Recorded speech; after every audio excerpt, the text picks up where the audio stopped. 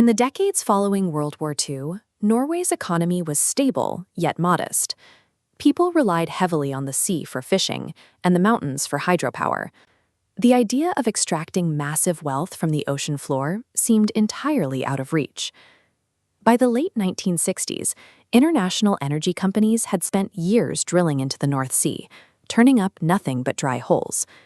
Many were preparing to pack up their rigs and abandon the region entirely. Then, suddenly, in late 1969, a drilling rig operated by Phillips Petroleum struck a massive high-pressure pocket of hydrocarbons. Phillips Petroleum had tapped into the Ekofisk field, a reservoir of such immense scale that it remains one of the largest offshore finds in history. Norway had stumbled into a massive geological lottery. But this windfall placed the country at a highly precarious crossroads. The oil would either bring lasting prosperity, or it would ruin their existing economy. Historically, discovering sudden natural resource wealth does not end well for a nation. Economists call this the resource curse. This curse often manifests as the Dutch disease. When billions in foreign cash flood a country, the economy overheats, driving the local currency incredibly high. This makes exports too expensive. Traditional industries like manufacturing and agriculture collapse, sparking mass unemployment. To survive this economic trap, a country has to exercise extreme institutional discipline. Norway's success would depend on whether its leaders could engineer a system to contain the incoming flood of cash. Almost immediately, the Norwegian parliament moved to secure their new assets, ensuring foreign oil companies could not dictate the nation's future. In 1971, they passed a unified legislative blueprint known as the 10 Oil Commandments. The goal was strict democratic control over every drop of oil on the continental shelf. These mandates required companies to land the extracted oil on Norwegian soil, ensuring domestic job growth. They also included early, rigorous environmental rules, like a strict ban on the unnecessary flaring of natural gas. These commandments directly led to the creation of a powerful state-owned entity, Statoil, known today as Equinor. The government mandated a 50% state participation in every production license. By codifying these rules early, Norway neutralized the political vulnerabilities that usually accompany sudden wealth. The state positioned itself as the primary beneficiary of the extraction. But by the 1990s, the state faced a new crisis. Billions in surplus revenue were flowing into the treasury. Injecting that cash directly into the mainland economy would trigger the exact hyperinflation they had been trying to avoid. Their solution was the 1990 creation of the Government Pension Fund Global, designed to act as the ultimate economic shock absorber. The fund takes the surplus revenue generated in the North Sea and moves it out of the country. The capital is invested exclusively abroad, in global equities, foreign bonds, and international real estate. To govern how this massive stockpile of capital could actually be used, policymakers introduced the fiscal rule in 2001. The math of the rule is strict. The government is only permitted to spend the expected real return of the fund's investments. Originally capped at 4%, that limit was reduced to 3% in 2017 to protect the capital.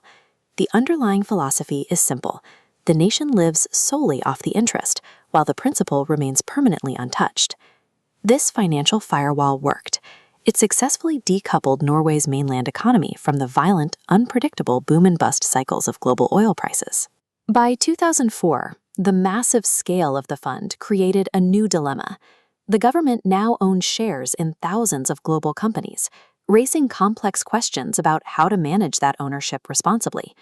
In response, Norway established the Independent Council on Ethics, positioning the fund as a pioneer in values-driven institutional investing. The council sets specific conduct-based exclusions. If a company is found to be causing severe environmental damage or contributing to extreme deforestation, the fund actively divests its holdings. They enforce product-based exclusions as well, blacklisting corporations involved in human rights violations, tobacco production, coal extraction, and the manufacturing of certain weapons. The Council on Ethics proves that sovereign wealth can hold global markets accountable. It elevates the fund from a passive savings account to an active instrument of global governance. Today, the scale of the Government Pension Fund Global is staggering. It holds over $2 trillion in assets, making it the largest sovereign wealth fund in the world. This chart shows the long-term shift in Norway's revenue streams.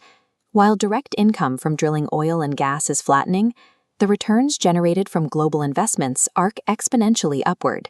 The interest now dwarfs the physical resource.